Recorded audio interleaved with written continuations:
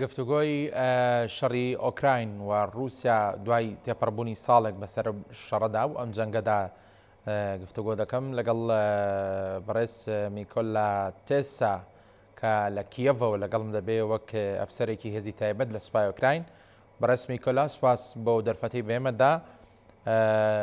پێم بڵێ چاوەڕوان دەکرات جەنگی ئۆکراین و رووسیا چەند ڕۆژێک یان چەند هەفتەیەک بخایەنێ و رووسیا پێشبینیە کرد کاتوانێت بە زووی بگا بە ئامانجەکانی و ئەوە ساڵێک تێپەڕی و نەیتوانیەوە بگا بە ئامانجەکانی. بۆچی؟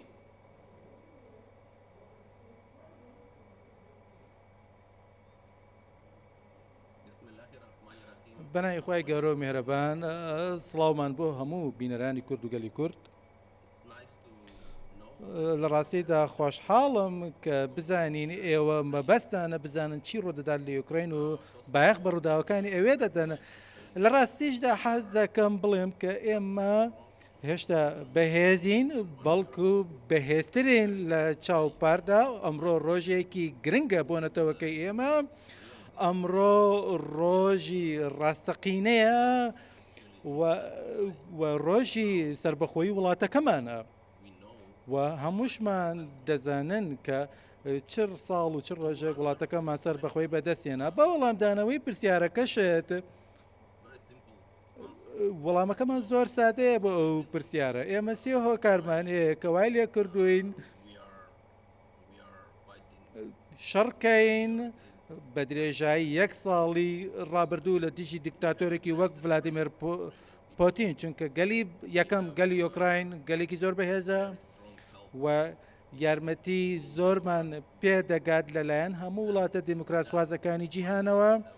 لە کۆتاییشدا ئێمە سەرکردەکانی ئەو وڵاتانە پشتیوانیمان دەدەکەن کە یاخۆت سەرکردەکانی نیشتیمانەکەمە سەکرداتیمان دەکەن وەکو زیلینسکی کە زۆر بەهێزن و ئەوەش نمونەیەکی زۆر باشە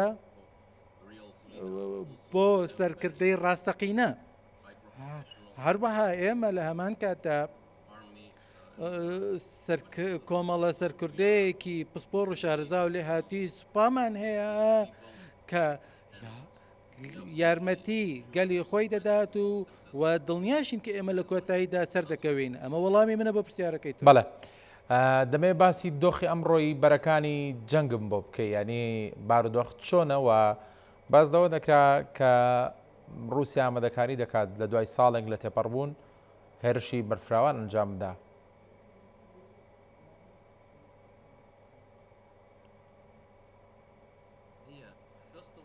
پێش هەموو شتێک هێڵی شەڕ و بەگژاچوونەوە و ڕوبەڕبوونەوە زۆر دوور و درێژە.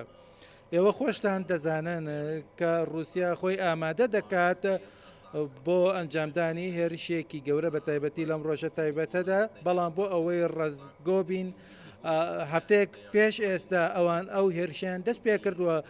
ئەوان ئێستا هەوڵ دەدەن بە هەر شێوەیەک بێ ئەنجامێک بەدەست بهێنن، بەڵام ئەوان تاکو ئێستا سەرکەوتوو نەبوون، چونکە ئەوان ڕۆژانە سەربازی زیاتر لەدەست دەدەن و ڕۆژانە ئامێری سەربازی زیاتر لە دەست دەتەن و زیانیان پێ دەکات و بەردەوام سەربازی زیاتریان لێت دەکوشرێت.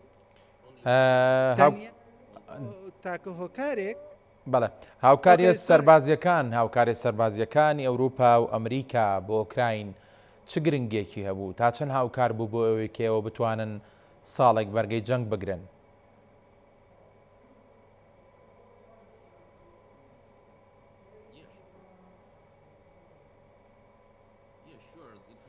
بێگومان ئەو کۆمەکە سەربازیانە بۆ ئێمە زۆر گرنگ بوو لە سەرەتای هێرشی و پەلاماری رووسیادا و هەر لە سەرەتاوە نزیکەی 99 تانکی سەربازیمان پێگەیشت و ئێمە ئێستا ڕۆژ لە دوای ڕۆژ کۆمەک و یارمەتی زیاتر و بەهێزترمان پێ دەکات و لە هەمان کاتیشدا ئێمە چاوەڕوانی فڕۆکەی سەربازی فالکۆنین و هەروەها F-16 و هەروەها ئێمە پێویستمان بە موشکی مەودادرێژە بۆ ئەوەی کە بتوانین بە شێوەیەکی کاریگەرتر شەڕ بکەین و بتوانین هێزە رووسیەکان لە خاکی رووسیا دەربکەین. لەبەر ئەوە پێویستمان بە یارمەتی زیاترە بە چەک و تەقەمەنی مۆدێرنتر و پێشکەوتوتر و موشکی درێژخایانە لەبەرەوە ئەوە ڕاستە ئەو کۆمەک و یارمەتیانە زۆر یارمەتی دەربن بۆ ئێمە.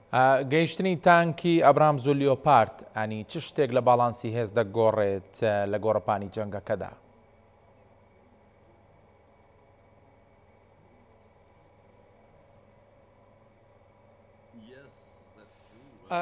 گەیشتنی ئەو تانکە قورسانە بەڕاستی زۆر یارمەتی دەرن بۆ ئێمە بۆیە ئێمە لە ئێستادا چاوەڕوانی گەیشتنیانینە و ئێمە تەنیا ئەو جۆرە تانکانەمان هەیە کە دەتوانن هێرشیان پێ ئەنجام بدەینە بۆیە ئەوە شتێکە کە زۆر یارمەتی دەردەبێت بۆ ئەوەی یارمەتی دەردەبێت بۆ ئێمە بۆ ئەوەی کە بە شێوەیەکی چالاکانە شەڕ بکەین و سەربازی زیاتر لە گۆڕەپانی جەنگدا لە دەست نەدەین بەڵێ ئەوە ڕاستە. پێشبینیتان چییە بۆ ئەم جەنگە؟ پێتان وایە بە جەنگێکی سارد کۆتایی دێدیان ئەگەری سەختبوونی جەنگەکە هەیە و درێژ دەبێتەوە؟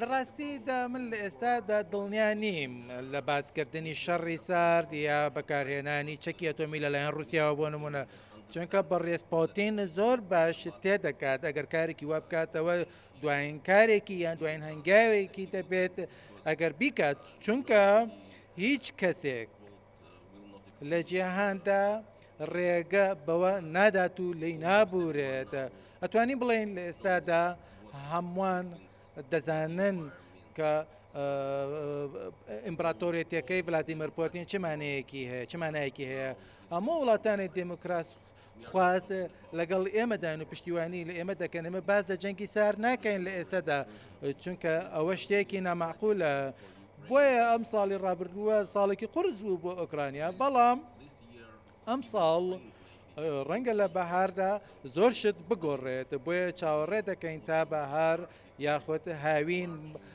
ئەو کات ڕەنگە سەرکەوتن بەدەست بهێنین و هیوادارین ئەو کات بتوانین بە شێوەیەکی سەرکەوتوانە کۆتایی بەم شەڕ بهێنین. سپاس بۆ زانێرەکانت کە لەگەڵمان بی بەڕێز میکۆل لە تێسا ئەفسەر لە شپای ئۆکراین کە لە کیێڤەوە ڕاستەوخۆ لەگەڵمان بوویت.